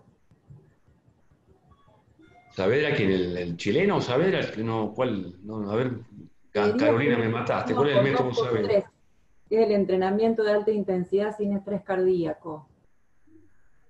Sí, es de Saavedra del chileno, sí. Exacto. No tengo mucha experiencia con eso, lo escuché una vez. se refiere a variaciones como el HIIT, el High Interval Intensive Training. Yo, a ver, no tengo mayor experiencia en eso. Entiendo de que es algo que es beneficioso, pero muchos de mis pacientes no... A ver, yo les pregunto a ustedes si tal vez a ustedes, gente joven, les guste hacer eso, pero a la gente mayor, ese tipo de ejercicio, yo por lo menos disfruto trotando por el parque y no me gustan las pasadas. Pero hay gente que le gusta hacer pasadas y sin duda que desde el punto de vista metabólico es más rendidor el ejercicio intenso breve que el prolongado, pero el volumen es lo que importa. Si uno traduce en los minutos, la intensidad y por el tipo de actividad, como le dije, el volumen, los METs por semana, a la larga es equivalente en volumen, ¿no? Perfecto. Le paso otra pregunta. Preguntaba Hernán sobre qué tipo de contracción muscular se necesita para inducir esa traslocación de los GLUT4. Yo le agrego que me imagino que debe estar diciendo para la composición, para cambiar el funcionamiento de la mitocondria y poder llegar a un entrenamiento muscular. Él habla sobre la intensidad de la actividad física. Porque nosotros lo que estamos haciendo siempre es diciendo a la persona que haga 30 minutos de actividad física, ya sea continua o ahora también se le está diciendo que sea en forma intervalada. Eso nos lleva a un cambio mitocondrial. Sí, mira, la actividad aeróbica pura, en la que más aumenta el número de mitocondrias. La actividad anaeróbica genera, tal vez se dice, el tamaño de la mitocondria. La actividad de resistencia, de fuerza, genera más hipertrofia, más desarrollo de fibra de tipo 2, con menos número de mitocondrias. Más mitocondrias mientras más ejercicio aeróbico, porque lo que aumenta el ejercicio aeróbico sobre todo es el fitness cardiorrespiratorio, no tanto el fitness muscular. Si uno busca fuerza muscular, que desde el punto de vista metabólico es muy bueno, los ejercicios de resistencia, de fuerza, generan más hipertrofia, pero menos número de mitocondrias. Más número de mitocondrias se encuentran en los ejercicios aeróbicos, que van a mejorar más la VO2 max. Pero bueno, ya y por lo tanto también va a mejorar más el GLUT4, la translocación del GLUT4 si nosotros hacemos más aeróbico que más HIIT, sí. Entonces... Sí, desde el punto de vista metabólico hay diferencias, pero también el ejercicio de fuerza aumenta el consumo de oxígeno y metabólicamente es efectivo, pero en menor magnitud que el aeróbico. Nati, por favor, abrirle el micrófono a Cristina de la Mata, que está levantando la mano. Perfecto, ahora se lo habilito. Qué miedo, Cristina, es muy difícil. Es difícil, Cristina. No, hola, Martín, ¿me escuchás? Sí, ¿qué tal? ¿Qué tal? ¿Cómo estás? Felicitaciones y gracias. No, iba a hacer un comentario respecto de lo que dijiste de la fuerza, de la resistencia, porque hay gente que va a hacer fuerza para hipertrofia. Y hay formas de hacer ejercicios de fuerza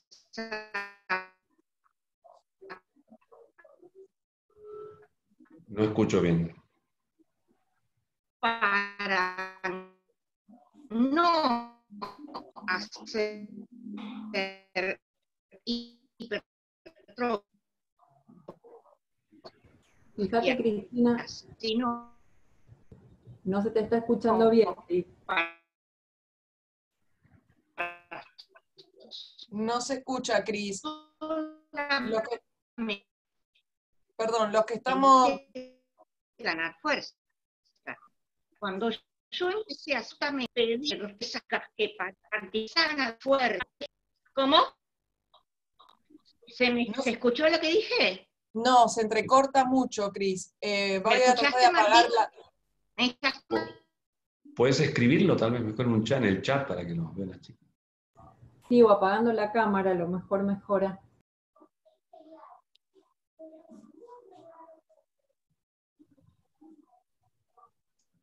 Está silenciada. Ahora, Cris,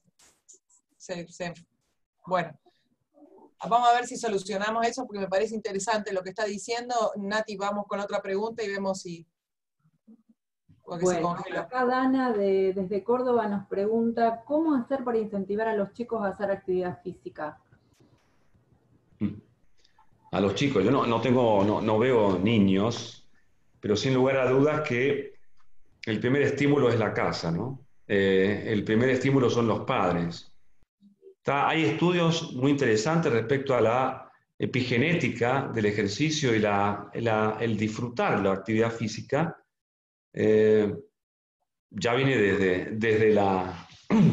desde cambios epigenéticos. He visto en animales, por ejemplo, tal vez no tenga que ver con la respuesta, pero se dividió a ratones, entrenados y sedentarios, y se cruzaron machos y hembras sedentarias y se vio que la predisposición de las crías a hacer actividad física fue mayor cuando estas crías provenían de rata macho y hembra que las habían puesto. Entonces hay estudios que están viendo que a través de la actividad física, desde antes de estar embarazada una mujer, durante el embarazo, hay cambios epigenéticos, tanto en los futuros ovocitos del niño por nacer o de la niña por nacer o de los espermatozoides del niño por nacer, cambios epigenéticos ya desde el vientre, que se van a manifestar en el consumo de oxígeno, que el niño va a tener el consumo de oxígeno máximo. Incluso se animan a decir en el placer que se tiene por la actividad física, es algo que está modulado aparentemente en forma epigenética. Y que también la actividad física durante la niñez va a hacer modificaciones epigenéticas que hacen a mejora en la respuesta al consumo de oxígeno, a la respuesta al entrenamiento y la capacidad de hacer actividad física. Las personas con diabetes tienen, lamentablemente, menor capacidad a la actividad física. A veces uno les dice que por ahí lo considera como gente con poca voluntad, y hay que entender de que existe el consumo de oxígeno, antes de llegar a la meseta, al llegar a la meseta del consumo de oxígeno, existe una cinética del consumo de oxígeno, y esta cinética en las personas con diabetes es mucho más lenta. Es como que se agotan antes, entonces hay gente que a veces puesta en un grupo se ve limitada o tiene más percepción de fatiga. Entonces hay que considerar esto en las personas con diabetes. Y esto depende mucho, aparentemente, de esta disfunción mitocondrial propia de las personas con diabetes. Y respecto a los niños, esquivé la respuesta, creo que el hogar y el ambiente. Somos todos ambiente, dependemos del ambiente. El ambiente de la escuela, el ambiente del colegio, el ambiente de los amigos. Yo creo que es imposible dirigir esto, ¿no es cierto? Yo digo que nosotros los seres humanos tenemos impulsos biológicos ancestrales, como por ejemplo dormir, comer, reproducirnos. Y yo creo que también la actividad física fue una necesidad biológica que tenía su impulso biológico, que lo fuimos aplastando.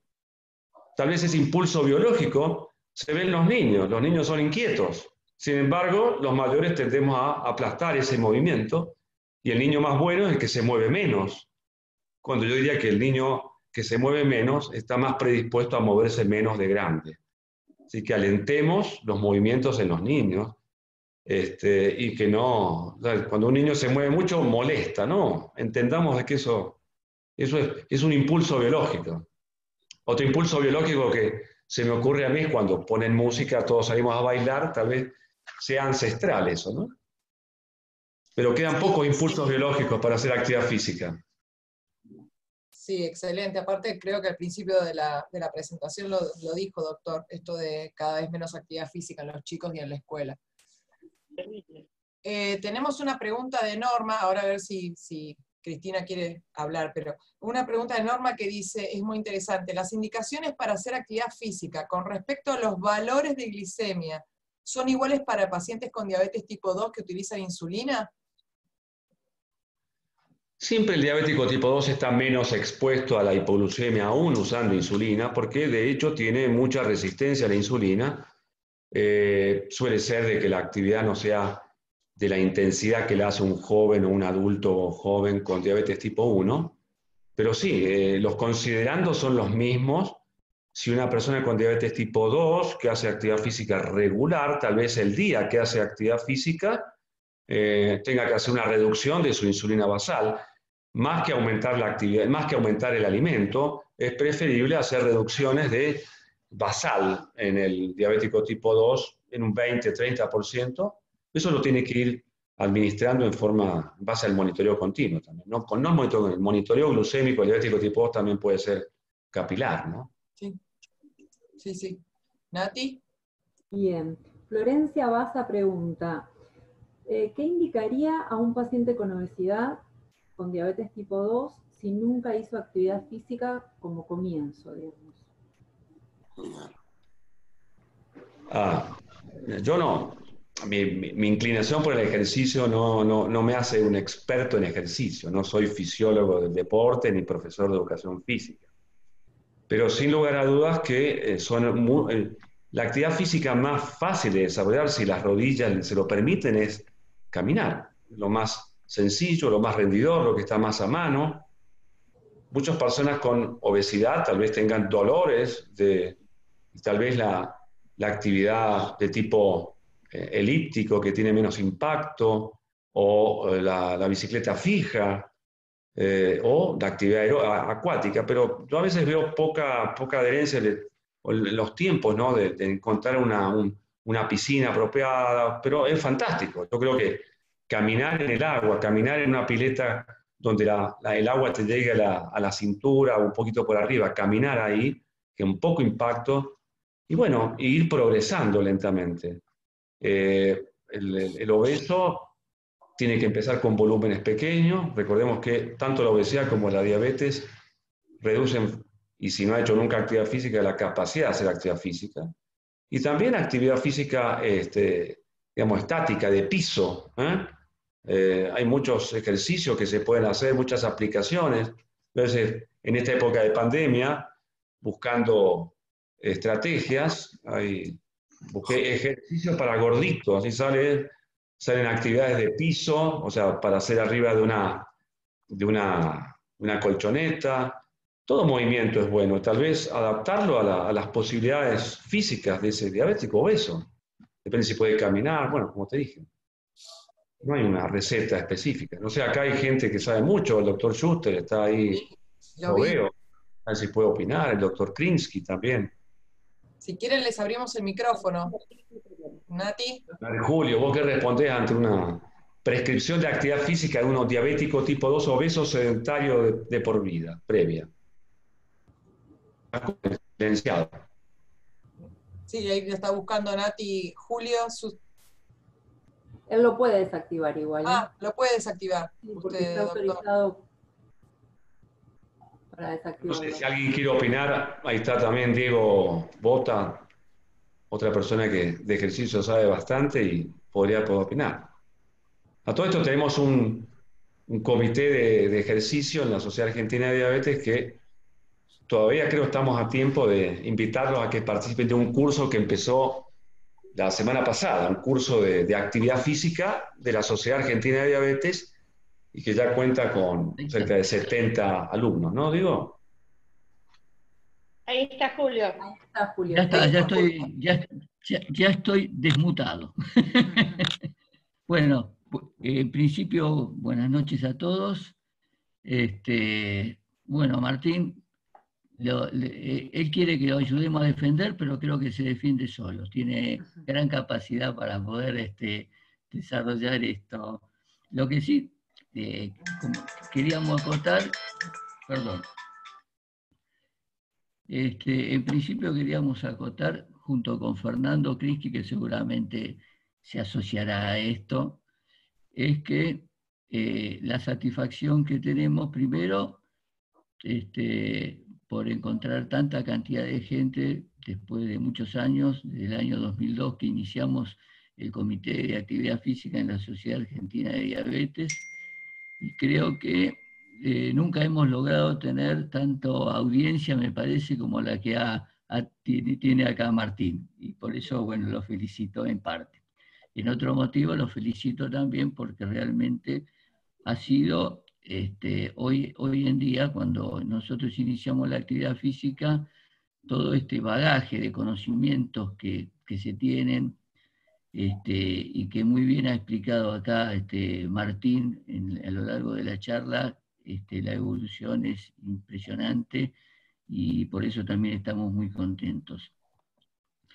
Y quería, no, simplemente yo creo que me parece que, digamos, la explicación básica que dio Martín es la correcta y la iniciación de toda actividad física tiene que ser previa evaluación y consentida con la persona, de acuerdo a los gustos, a las costumbres, o sea, tiene que ser algo progresivo, leve, adaptativo, hasta que la persona encuentre el gustito, sobre todo aquellos que, como sabemos, la mayoría de los diabéticos 2 son sedentarios, no por casualidad, sino por algunas características personales que han hecho que les resulte difícil comenzar la actividad. Así que simplemente quería hacer participación para agradecerle a Martín. Me parece bien que haya hecho la promoción del curso que estamos brindando y que hacemos extensivo a todos, que él también es integrante del comité, es integrante del curso. Así que, bueno, los esperamos a todos que puedan concurrir, y los que no son tan afines o adictos a esto, que podamos en el Congreso Argentino de Diabetes en el mes de noviembre, en un grupo mucho más grande, poder aclararles situaciones y explicar, y así que esperamos a todos. Muchas gracias, Martín.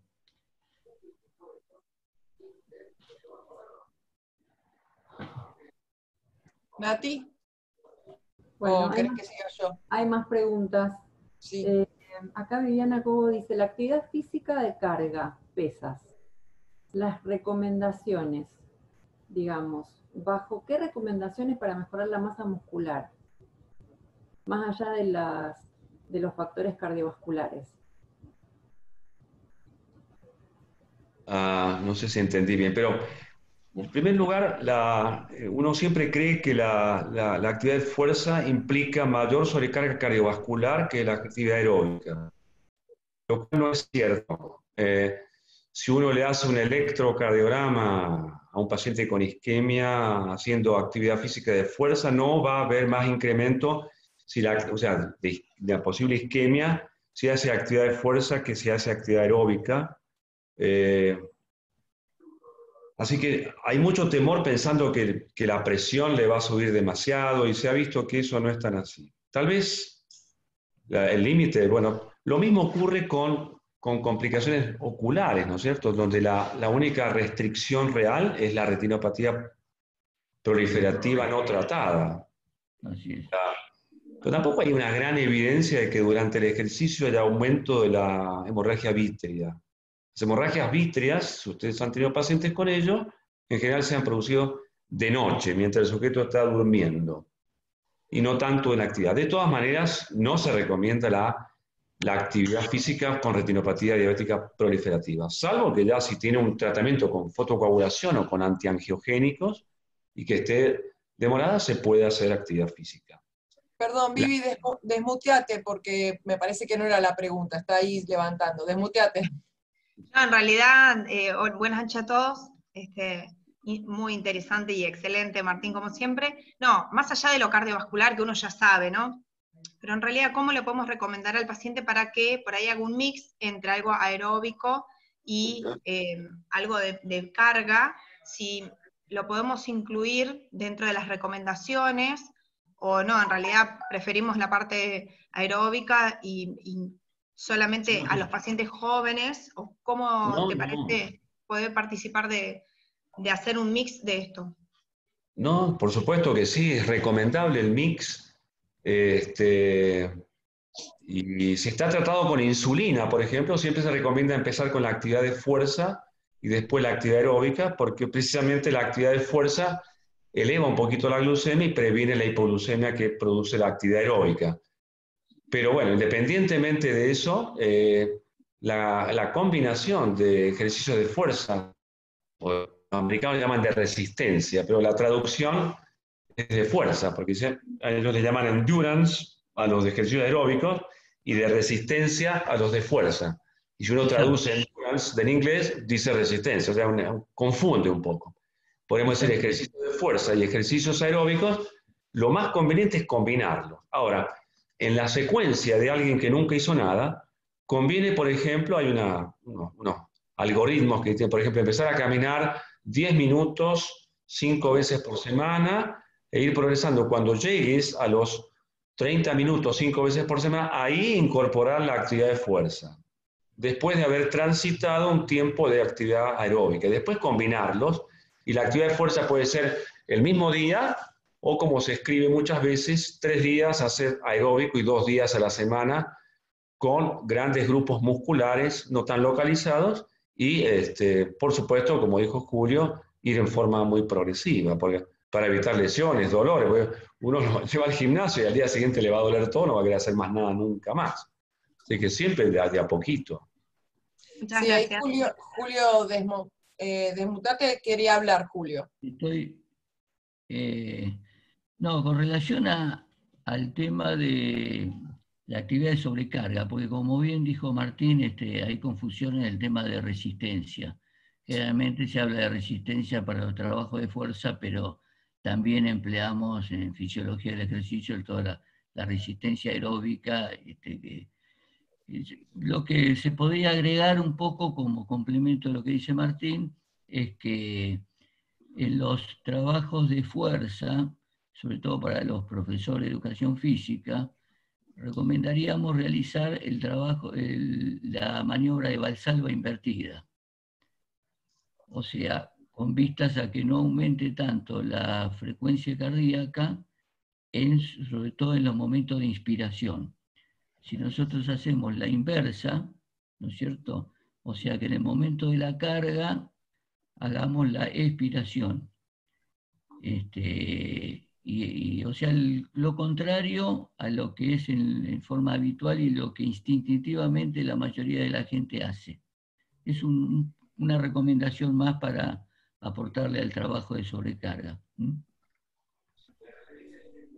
Interesante. Perfecto. Doc, estaba mirando Lorena Lequi, acá yo. Una preguntita, les quiero hacer a los dos. Este trabajo de Riedel, Zajarriera, que actualiza todos los años, creo que son palabras mayores en diabetes tipo 1, por primera vez me parece que nos empezaron a marcar un poco las pautas reales, porque una vez se calculaba por sensibilidad, por ratio, y en realidad nos empezaron realmente a marcar esto de qué hacer pre y post ejercicio, sobre todo ese cuadrito que pusiste del trabajo de Riedel. También creo que, un poco como dice la diapo esa, que me dejó pensando, que por supuesto que hay un traje a medida para cada uno, no es la realidad de todos, pero me parece que por primera vez tenemos una base. Excelente el aporte de Julio. Una base donde, digamos, utilizar esos trabajos. Nosotros sabemos que Riedel hace todo lo que es hockey sobre hielo, y muchos la pregunta es, en estos trabajos que tienen las dos cosas, ¿indicaríamos monitoreo continuo a todos los pacientes si son con diabetes tipo 1? Creo que es bastante... ellos en realidad tienen otra realidad que la nuestra, pero creo que en estos pacientes es interesante, sobre todo en aquellos con atletas de alto rendimiento. Creo que ustedes han hecho algunos trabajos con esto, con freestyle. La verdad que te escuché más o menos, estaba un poco entrecortado. Vos me preguntás si el monitoreo continuo de glucosa es conveniente para todos. Más o menos, en realidad sí, en realidad sí.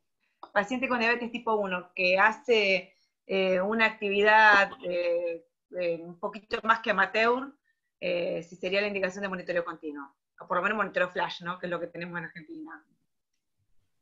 Yo creo que el monitoreo continuo es útil para todo diabético tipo 1, haga o no haga ejercicio. Exacto. Y máxime si hace actividad física, es una herramienta útil que hay que tener la consideración respecto de que hay desfasaje, por supuesto. En general, hay tendencia a que la glucemia en intersticio se mantenga más alta mientras en sangre baja. O sea que con ese recaudo, pero utilizando la tendencia, a mí, que yo salgo a correr, no son atletas de rendimiento ni competitivos, son en general, como soy yo, corredor recreativo, pero que son la mayoría. Creo que el monitoreo continuo, yo desearía que todos los pacientes lo tuvieran. Claramente que para deportes de contacto es difícil. Creo que todavía no se ha mostrado efectivo, se pierde.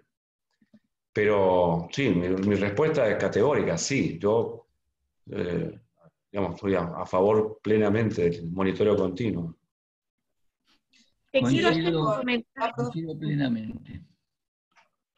Les quiero hacer un comentario. Me encanta que esté presente Julio y Fernando y Bota también y todos. Una cosa que me cuesta mucho en el consultorio es que los pacientes admitan la indicación de actividad física que dicen las GAPAs, las guías alimentarias para la población argentina. Y todos ustedes las leyeron. Se entrecorta mucho. Cristi, ¿podés apagarte la cámara? Porque se te corta mucho.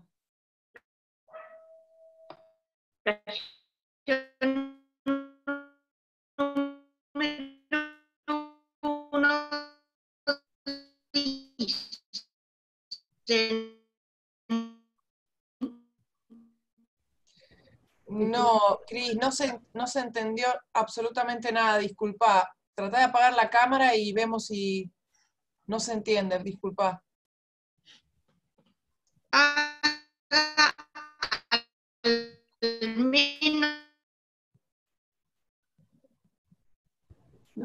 No se escucha.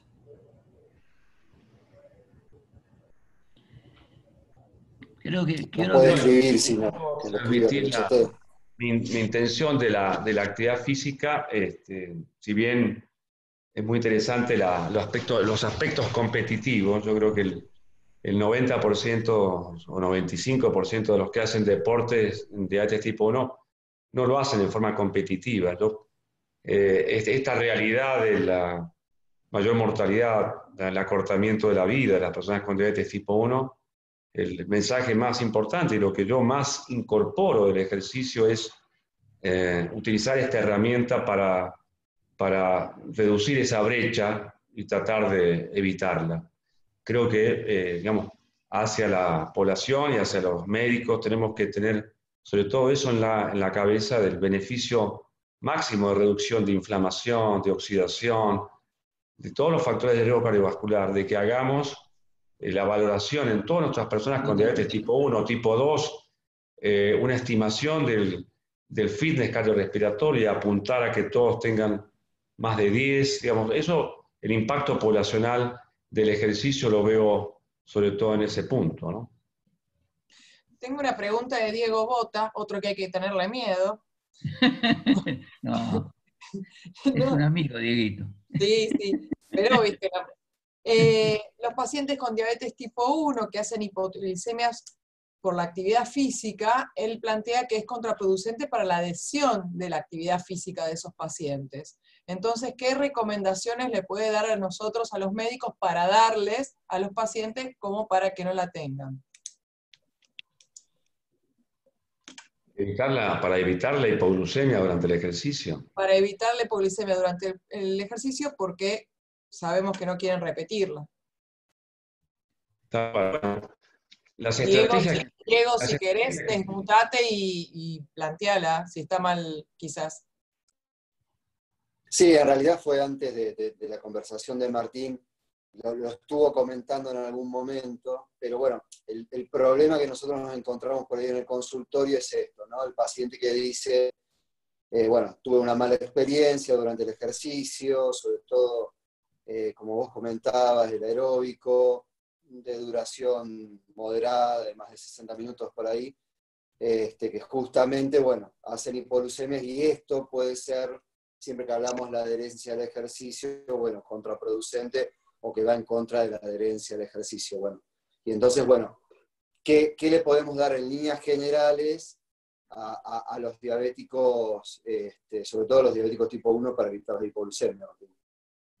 Yo creo lo que conviene primero, que el ejercicio sea a la mañana, que haya una adaptación adecuada del monitoreo, ya sea continuo a través de la monitoreo capilar, y una adaptación en base a un protocolo, tal vez que el paciente la medición, la base está en la medición. Después hay otras estrategias, por ejemplo, empezar por los ejercicios de fuerza o anaeróbicos antes que los aeróbicos, o de la mañana. Esto que proponen algunos de hacerlo en ayunas, sin haber comido ni haberse puesto bolo de insulina antes. ¿Qué más te podría decir? Se describe también un sprint, un pique de 10 segundos al terminar una actividad. Eso puede reducir la hipoglucemia posterior. Y el monitoreo a lo largo del día, no solamente antes y durante, sino después, sobre todo a la noche. Yo las hipoglucemias más severas que he visto, sobre todo en campamentos que han habido actividad, han sido nocturnas, donde han habido mucha actividad. Entonces, reducir el basal, reducir el bolo de la cena y garantizar un snack antes de irse a dormir. Son las estrategias que que seguramente conoces, pero no hay mucho. Y el monitoreo continuo también es básico. Lo vemos con el monitoreo, cómo los pacientes vienen con las glucemias bajas durante la noche y no se acostumbran y siguen, y cuesta que les bajemos las dosis, porque no les pasa a ustedes que después en la mañana, después del desayuno, se va para arriba. Entonces, o se levantan por ahí como fenómeno del alba, con glucemias altas, y no aceptan reducir basal, y por ahí te siguen aumentando la basal, y vos decís, no, espera, tenés hipoglucemia durante la noche. Y como bien sabemos, la hipoglucemia induce la hipoglucemia durante el ejercicio. La hipoglucemia bluntea, o sea, como enmascara la hipoglucemia durante el ejercicio, y la hipoglucemia del ejercicio, o el ejercicio en sí, enmascara la respuesta a la hipoglucemia. O sea, la hipoglucemia genera mala respuesta durante el ejercicio, y el ejercicio genera mala respuesta durante la hipoglucemia. Es un círculo vicioso difícil de resolver, y a veces hay que aceptar periodos de valores altos para que esa célula, tal vez alfa, o la respuesta adrenérgica se reentrene con valores más altos. Aceptar, decirle, deja de estar en hipoglucemia, trata de que tu tiempo en rango sea por debajo de 70, no sea mayor del 5%, del 10%, 5% mejor, sabemos lo difícil que es, pero hay que evitar la hipoglucemia, no solamente durante el ejercicio, sino la hipoglucemia del día previo. Todo deportista que hizo una hipoglucemia el día previo, es muy probable que haga una hipoglucemia el día del ejercicio. Perfecto, doctor. Creo que vamos con la última pregunta, que Cristina lo anotó en el chat, así que se merece que se la respondamos, porque pobre estuvo 2 veces. Se va a quedar con la gana. Sí, pobre. Puso, pido a Martín, Julio Fernández, que opinen sobre la indicación de las GAPA de al menos 30, o sea, de las guías, de al menos de 30 minutos todos los días en forma continua o fraccionada. Eso choca con el mito de que para que sirva tiene que ser todo continuo. Esa indicación es muy útil para comenzar en los que parten de un estado previo pésimo con fatiga. Yo creo que lo que quiere decir es que, a ver si está Cristina ahí. Yo entendí, por ahí te digo, a ver, mi opinión. Yo creo que, a ver, Cristina, todo movimiento, dure el tiempo que dure, es bueno. La actividad más de 10 minutos, se dice que las que rinden metabólicamente mejor. Entonces, 3 bouts o 3 sesiones de 10 minutos son tan efectivas como una continua de 30. Correcto. También adhiero claramente a que sea todos los días, sobre todo, por ejemplo, en el paciente hipertenso.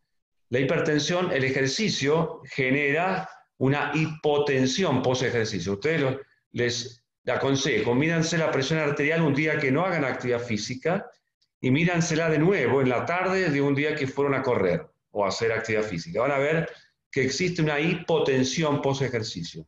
Así como existe una sensibilidad a la insulina que dura 2 o 3 días, hay una hipotensión post-ejercicio del orden de los 7 milímetros de mercurio, o a 10, a veces más, y que si uno hace ejercicio todos los días, es lo mismo que tomar un antihipertensivo. O sea, en el tema de hipertensión está claramente que el ejercicio es mejor hacerlo todos los días, y en actividad metabólica todos los días siempre mejor.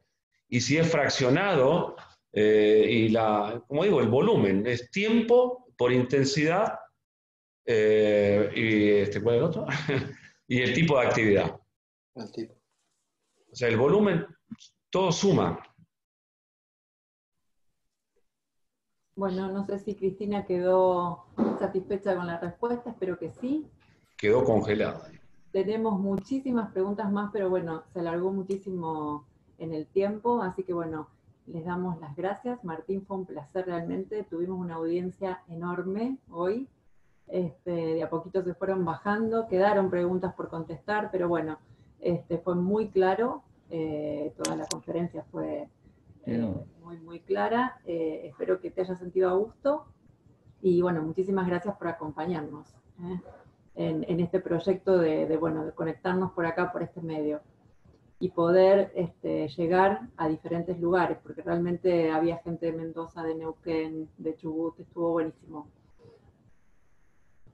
Bueno, les agradezco la oportunidad y me alegra que el ejercicio, la actividad física, cada día ocupe un espacio más, el espacio que se merece en el manejo de diabetes y de tantas enfermedades crónicas. Muchas gracias, doctor, y bueno, espero que después lea los chats, todos felicitándolo por la claridad, porque la verdad que fue excelente, muy claro, muy para todos. O sea, creo que no hubo preguntas sobre su charla, sino que cosas que quedaban de afuera, así que la verdad que yo estoy muy, muy contenta con su charla. Muchas gracias. Te pediría que las preguntas del chat, como yo cuando salga no las voy a tener, si las tenés, me las pasás y trataré de responder las que pueda. Sí, los pasamos. Queda grabado, así que capitulolitoralsat@gmail.com, les mandamos el link. Yo te diría que desde la sociedad, si vos tenés la grabación, le pedís a Sofía ID que la edite también allá y que esté dispuesta para toda, desde la sociedad argentina. Perfecto, así la podemos subir. Muchas Muy bien. gracias. Muchas gracias a ustedes. Por acompañarnos. Buenas noches, adiós.